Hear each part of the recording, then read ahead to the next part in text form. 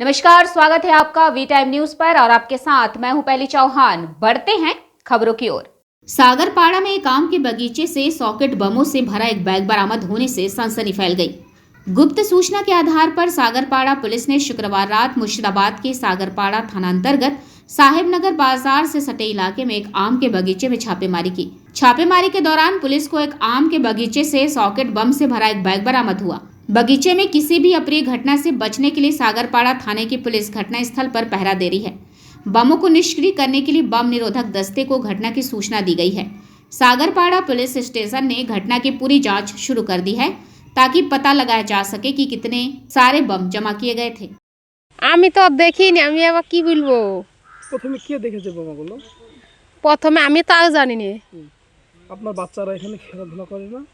করে তো। তাহলে বাচ্চাদের যদি কোনো ক্ষয়ক্ষতি হয়ে যায় কি বলবেন এই বিষয়ে? ক্ষয়ক্ষতি হলে বলতে এখন খেলতে খেলতে যদি ঢুকি পড়তো তাহলে তো ক্ষয়ক্ষতি হতো। এখন আমরা জানি কতি কি করে কে থুইছে না থুইছে। এবার আমি দেখছি তো বাড়ি থেকে বাড়াচ্ছি তখন দেখছি তো মেয়েদের বাবা এখানে সব বসে আছে। আমি কি ব্যাপার দাঁড়িয়ে আছে এখানে, তো আমি এসে থেকে বলছি এখানে বম পাওয়া গেছে তাইছি। আমরা তো এখানে গরু টরু বাঁধি, আমি তা বলছি। হ্যাঁ, তারপরে ওদেরকে চেয়ার টেয়ার এনে দিনু, ওরা বসলো, বসে বললো ঠিক আছে এখানে তো আমাকে এখন প্রহার দিয়ে বসে থাকতে হবে।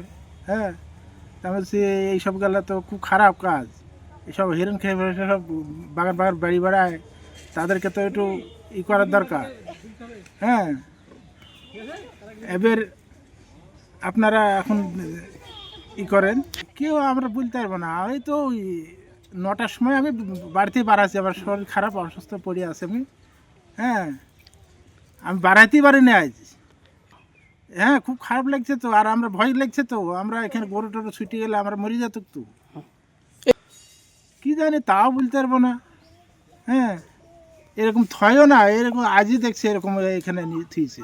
আমাদের অজানা, আমরা ঘুমের যুগে শুয়ে থাকি, আমরা নিরীহ মানুষ, আমরা কি করে বলতে পারি বলো। কে বা কারা রেখে গিয়েছে আপনি কি? এটা আমি এখানে শুনলাম, অফিসার ঢুকছিল, ওদের মধ্যে স্টাফের মধ্যে একজন খুঁজতে পেয়েছে, এই কথা শুনলাম। ওই অফিসার ছিল, সেকেন্ড অফিসার, তার পাশে আরেকজন ব্যক্তিত্ব ছিল, সে উনি খুঁজে পেয়েছেন, তাই শুনলাম। প্রথমে কি গ্রামের মানুষরা দেখেছিল না? না, আগে ওই পুলিশ এসে দেখেছে, পুলিশ এবং তাদের স্টাফের মধ্যে একজন প্রথম এই যে দেখছে। বাড়ির পাশেই বোম, আর এই 100 মিটার দূরে কিন্তু একটা স্কুল আছে, কি হ্যাঁ, বলবেন, হ্যাঁ। কতটা আতঙ্কে আছেন আপনারা? এটা অবশ্যই আমরা আতঙ্কে এই অবস্থায় আছি, কারণ এইটা বেলা হলে ছেলেপিলে সবাই আসে এখানে সেখানে খুঁজে বেড়ায়, আতা করায়, কী করায়, হ্যান ত্যান করে বেড়ায়, এখানে বিপদের সম্মুখীন হতো। এটা আমরা তো আতঙ্কের মধ্যে আছি।